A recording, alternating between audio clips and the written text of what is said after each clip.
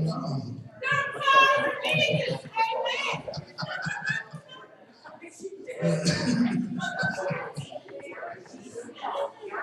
Man.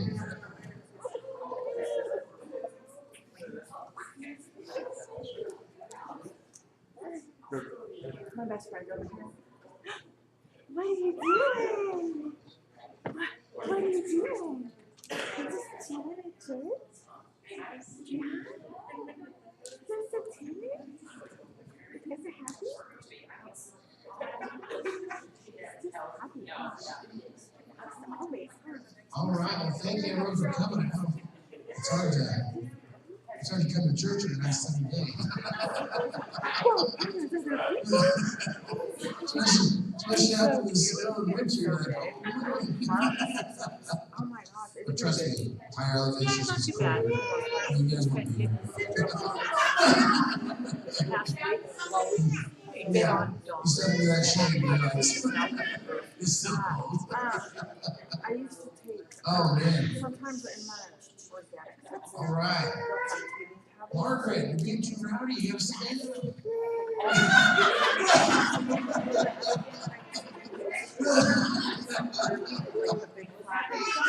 I know. Well, church can play something. The spread the word. Is that like alphabet soup? You just kind of throw it out there. Oh man. It's interesting. I had a little more notice in my head that I was preaching today. Oh, sorry, baby. So he had a week ahead of mine. So.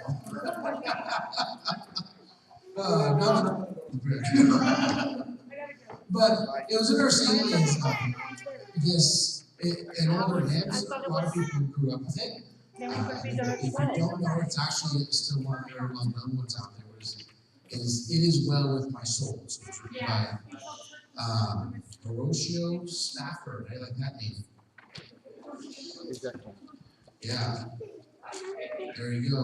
Horatio Spafford Crisp.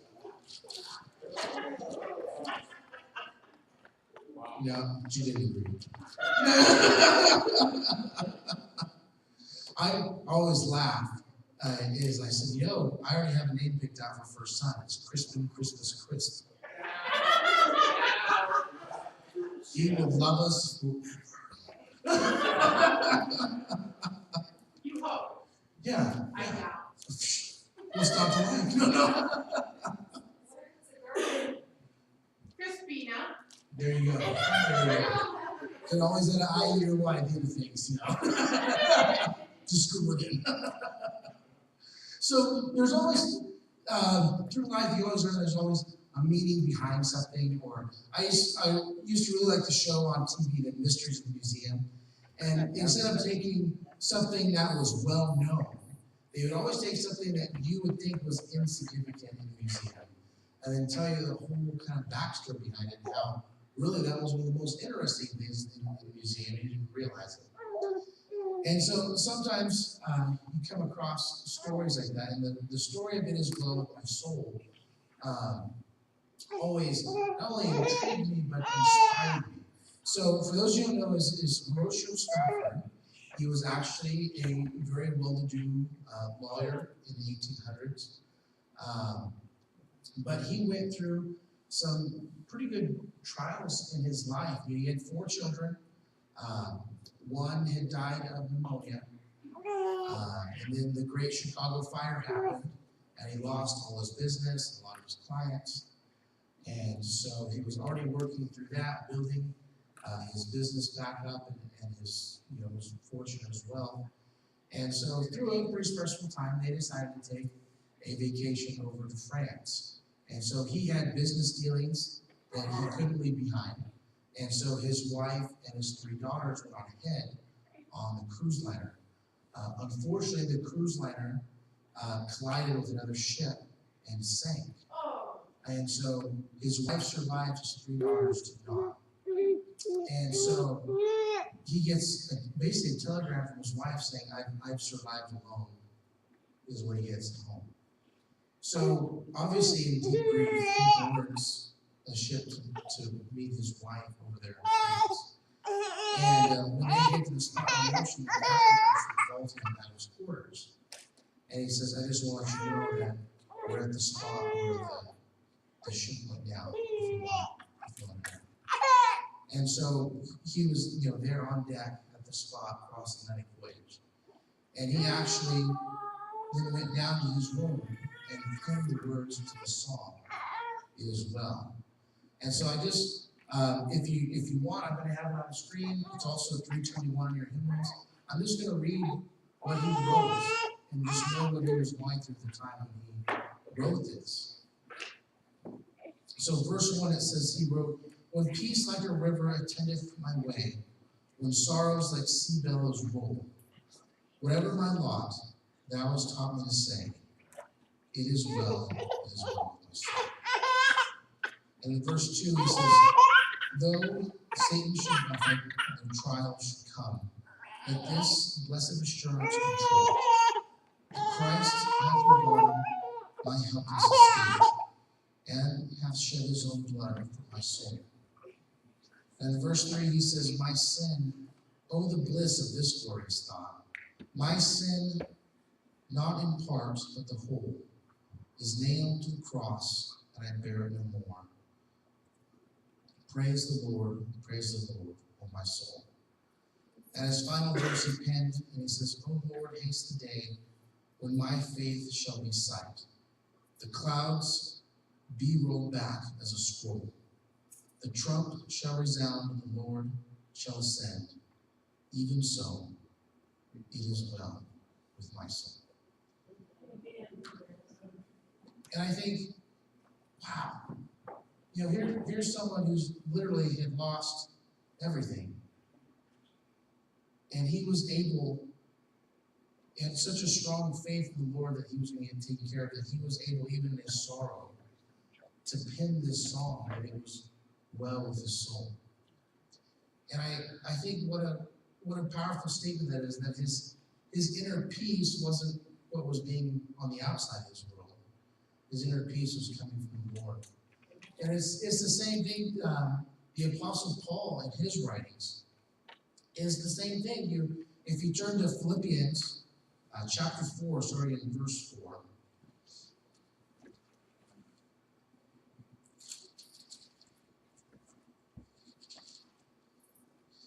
And if you read this here, he writes to the city of Philippi, the Philippians. He says, rejoice in the Lord always. I will say it again, rejoice. Let your gentleness be evident to all. The Lord is near. Do not be anxious about anything, but in everything, by prayer and petition, with thanksgiving, present your request to God. And the peace of God, which transcends all understanding, will guard your hearts and your minds in Christ Jesus. So again, you look at this, you think, well, maybe Paul was having a good time in the Mediterranean. He was not. He penned this while he was in chains in prison. And he's encouraging them to still rejoice in the Lord. And so we can see, not only through Paul and Horatio and many others, Job, you guys are stupid head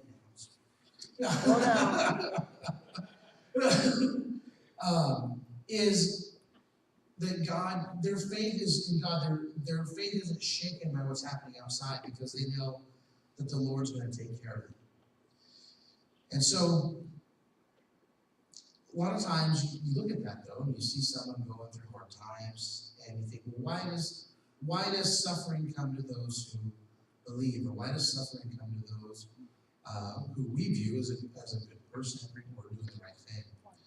And so one is the most obvious thing is we live in a fallen world. Sin was brought on by our choice to rebel against God.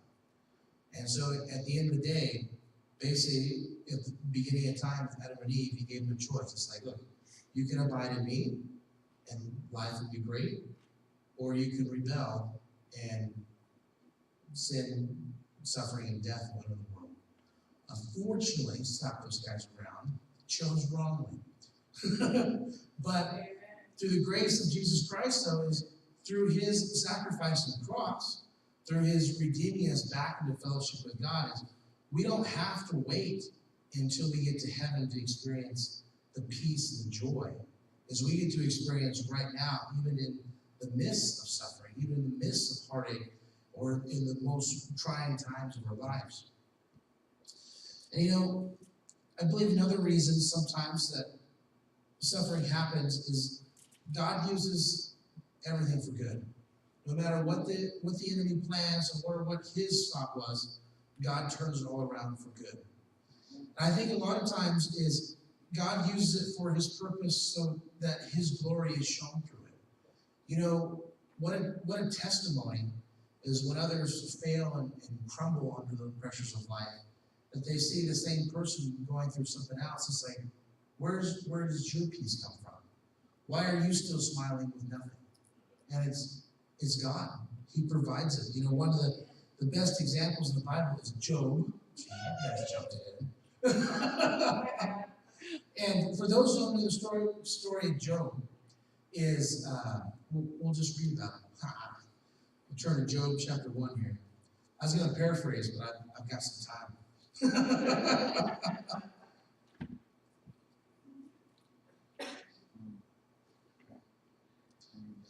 They always give me a hard time. I preach short sermons. But I preach short sermons, and there's usually always a guest worship leader. So normally then there are shorter worship services too. So then I look really, really short. But everyone volunteers me for Super Bowl Sunday to preach, so it's okay. Trade-offs, So Job, just to kind of, we'll go through chapter 1 here. And just so you get a backstory in here, starting in verse 1 in chapter 1, and we'll read through just the chapter 1 here. It says, in the land of Uz, I don't really pronounce it there. Yeah, land of Oz. There lived a man whose name was Job. This man was blameless and upright, and feared God and shunned evil. He had 7 sons and 3 daughters. He owned 7,000 sheep, 3,000 camels, 500 yoke of oxen, and 500 donkeys, and he had a large number of servants. He was the greatest man among all the people of the east. So basically, he was a very well-to-do person. His sons used to take turns holding feasts in their homes, and they would invite their 3 sisters to eat and drink with them. When a period of feasting had run its course, Job would sin and have them purified. Early in the morning, he would sacrifice a burnt offering for each of them, thinking, perhaps my children have sinned and cursed God in their hearts. So in other words, he was so conscious of God that he was just like, every day, no matter what, I'm just going to cover all my bases. So even through that, he's just like, I'm so conscious of my walk with God that I'm even just going to cover my kids. They probably did nothing, but I'm still gonna pray for them on this. And so it says here in verse 6, it says, one day the angels came to present themselves before the Lord, and Satan also came with them. The Lord said to Satan, where have you come from? Satan answered the Lord, from roaming through the earth and going back and forth in it. Then the Lord said to Satan, have you considered my servant Job? There is no one on earth like him. He is blameless and upright, a man who fears God and shuns evil. Does Job fear God from nothing? Satan replied. Have you not put a hedge around him and his household and everything he has? You have blessed the work of his hands, so his flocks and herds are spread throughout the land. Stretch out your hand and strike everything he has, and he will surely curse you to your face. The Lord said to Satan, very well then, everything he has is in your hands, but on the man himself do not lay a finger. Then Satan went out from the presence of the Lord. What I always found is interesting is this: Satan, we always tend to give him too much credit for what he has. But Satan himself didn't actually bring this up to God. God says, hey, maybe take a look at Job. Like, Satan never thought to realize that maybe this might be a setup that God's going to prove something to me. But he kind of took the bait and went along with it here. And so, excuse me, guys. So it says, then Satan went out from the presence of the Lord. Verse 13 says, one day when Job's sons and daughters were feasting and drinking wine at the oldest brother's house, a messenger came to Job and said, the oxen will plow and the donkeys will graze. So basically, he loses everything in one day. As soon as one servant tells him bad news, literally another one bursts through the door and tells him bad news. And so literally, all his flocks are gone, his children are dead, his lands are taken. Talk about a bad news day. Think of your worst day and then compared to Job's. Probably doesn't quite master what he was going through here. But Job's response to all this is what talks of Job's character. In chapter 1, if you go all the way down and go to verse 20. So this is the last bad news. The last messenger basically said, your family's dead.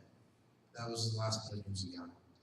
And so at this point, verse 20 says, at this Job got up and tore his robe, shaved his head. Then he fell to the ground in worship and said, naked I come from my mother's womb, and naked I will depart. The Lord gave, and the Lord has taken away. May the name of the Lord be praised. And all this Job did not sin by charging God with wrongdoing. How many of us can say that we would react the same way Job did when this happened? I would like to tell you that, yeah, 100%, this is how we would act. Well, you honestly don't know until you're there. But the point is Job was so close to the Lord in his walk that even when this horrible, literally worst case scenario event happened to him, he fell down and basically was still laying in God's hands. In other words, Lord, I'm still worshiping you. Everything I had came from you anyway. And so I know that you're going to provide, you're going to do something. And Job went through more trials. If you keep reading the book of Job, basically Satan got into the conversation, and God's like, see, told you wouldn't. And Satan's like, yeah, but nothing's happened to him personally, his body. Man, you do something to him, and he'll curse. So God's like, oh, really? He goes, well, you can't take his life, but you can do whatever else you want. So Job ends up with these horrible just sores and boils on him, just constant pain.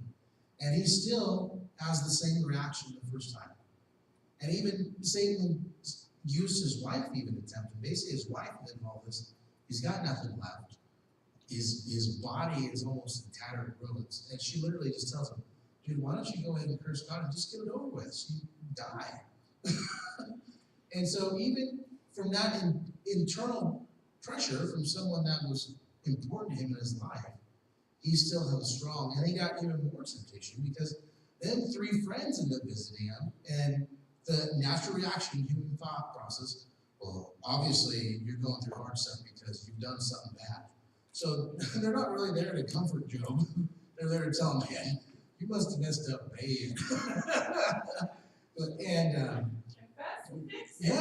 but Job, being the righteous man, he knew that his walk was blameless before the Lord. And if you know the end of the story of Job, God actually comes down and basically tells the 3 friends of Job, hey, Job didn't do this.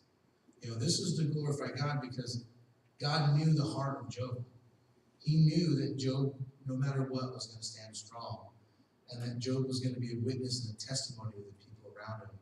And so God restored Job. Not just back what he had, but it says 10 times more than what he had to begin in the first place. And so